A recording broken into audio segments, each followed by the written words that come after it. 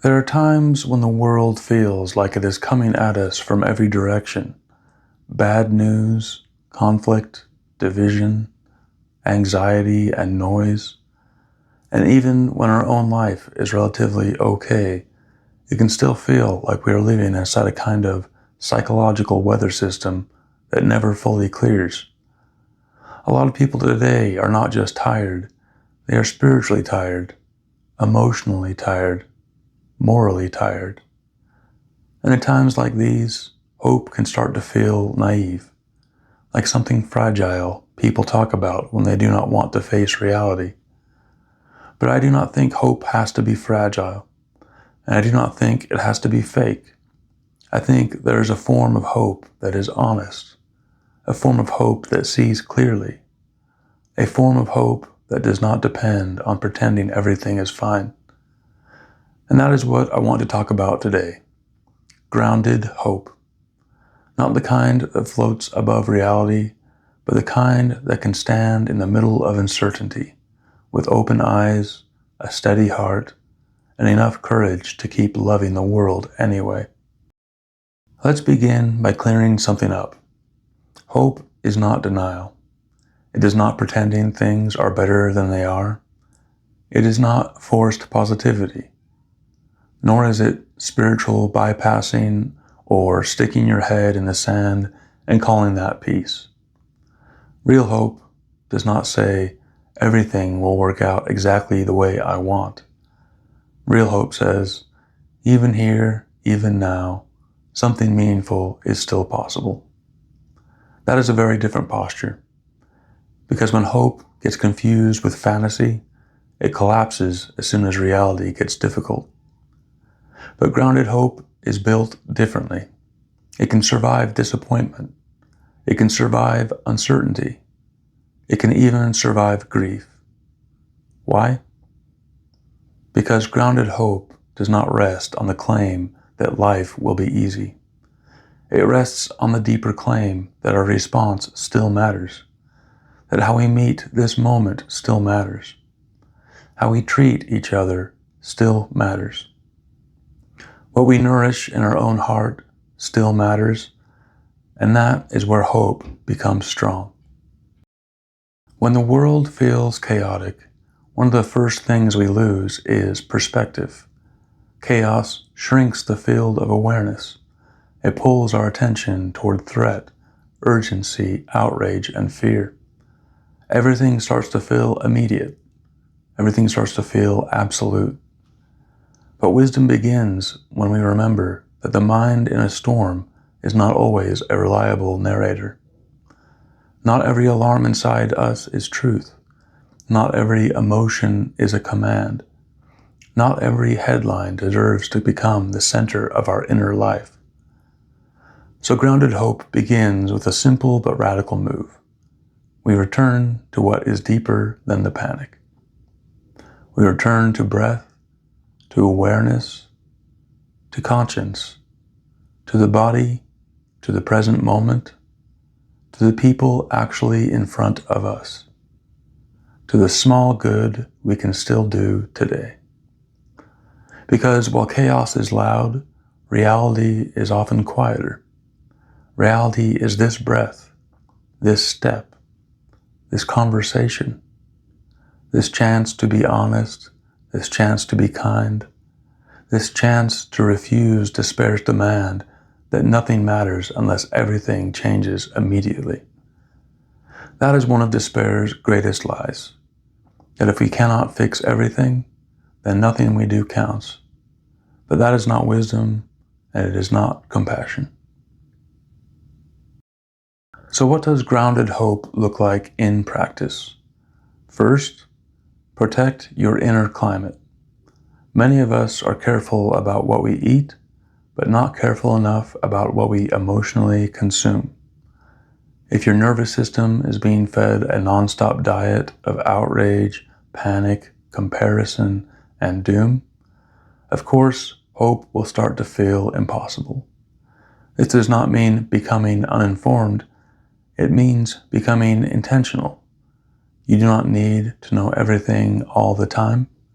You do not need to let every crisis live rent-free in your mind, and you do not need to prove your goodness by emotionally drowning in the pain of the world. A compassionate life requires contact with reality, but it also requires rhythm, boundaries, and renewal. Second, stay close to the concrete good. When life feels overwhelming, abstraction can crush us. The world is too big. Humanity is too big. All the problems is too big. But this person is not too big. This hour is not too big. The act of care is not too big. Grounded hope often returns when we stop asking, how do I save everything? And start asking, what is one good thing I can faithfully do from here? Send the message. Make the meal. Take the walk. Tell the truth. Apologize. Volunteer. Create beauty. Support what is life-giving. Hope grows when it has somewhere to go. And third, refuse cynicism. Cynicism often disguises itself as intelligence. It wants to sound sophisticated. It wants to sound above it all. But very often, cynicism is just disappointed hope that has put on armor. It says, nothing changes. People never learn. Why bother? Everyone is selfish. It's all broken. Sometimes cynicism feels safer than hope because it asks less from us. If nothing matters, then we do not have to risk anything. We do not have to care deeply. We do not have to stay vulnerable. But cynicism closes the heart. And once the heart closes, wisdom gets smaller too. Grounded hope is not gullible. It is discerning. It sees the darkness and still refuses to give the darkness the final word. Here is the turning point. A lot of us think we need certainty in order to have hope. We want reassurance. We want guarantees. We want proof that everything will be okay. But that is not usually how life works. Hope is not born from certainty. Hope is born from relationship. Relationship to what is deepest in us, to what is good, to what is worth serving, to what remains beautiful and true even in difficult times. You do not need certainty to live meaningfully. You need sincerity. You need courage. You need grounding. You need the willingness to keep showing up.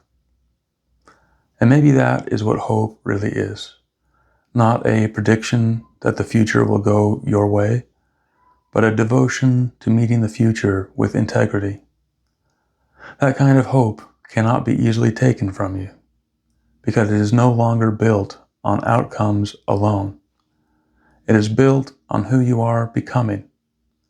And that means even in chaotic times, your life does not have to become chaotic at its center. Maybe one of the most important questions we can ask in times like these is not, how do I make the whole world calm down? But rather, how do I become a steadying presence within it? Can I be one less source of panic? One less source of contempt? One less source of cruelty, reactivity, and noise? Can I become someone whose presence brings a little more sanity, a little more honesty, a little more compassion, and a little bit more depth? That matters more than we often realize, because hope is contagious, but so is fear. Calm is contagious, but so is outrage. Compassion is contagious, but so is contempt. We are always contributing something to the atmosphere around us, and grounded hope asks us to become people who contribute steadiness, not because we are unaffected by the times, but because we have chosen not to be ruled by them. That is strength, that is practice, and in its own quiet way, that is a kind of love.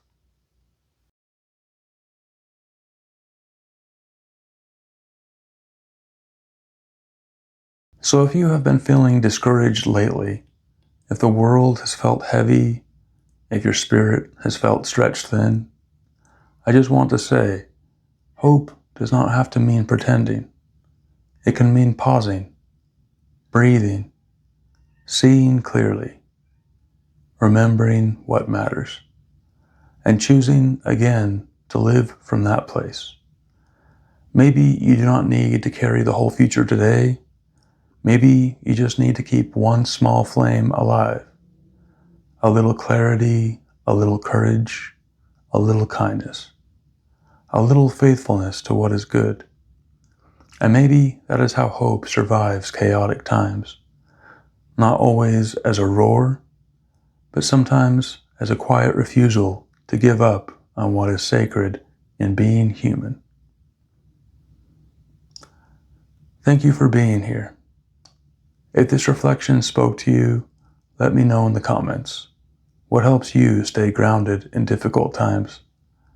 And if you want more conversations like this on wisdom, compassion, and living more deeply, please like, subscribe, and share this with someone who might need it. Take good care.